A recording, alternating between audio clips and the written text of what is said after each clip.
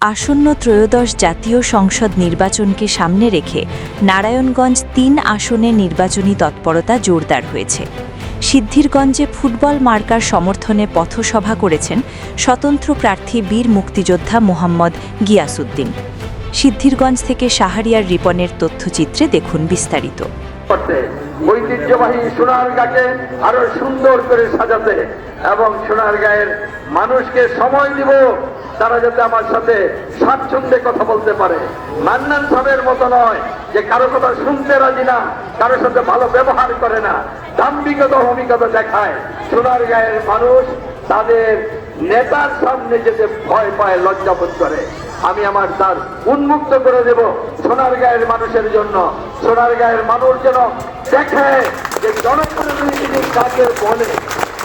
জনপ্রতিনিধির কাছে কোন মানুষ ঘর বাড়ি জমি জমা অলঙ্কার আদি কিংবা গাড়ি বাড়ি চায় না। জনপ্রতিনিধির কাছে তার সুখ দুঃখ বলতে চায়, তার সাথে বসে একটু শান্তিতে কথা বলতে চায়, একটা সম্মানজনক ব্যবহার চায়। সোনারগাঁওবাসীকে আমি নতুন এক অধ্যায় দিব, জীবনে যেন তারা মনে রাখে আমাকে যে আমি আমার জনগণকে কতটুকু ভালোবাসি। চ্যানেল 26 বাংলা।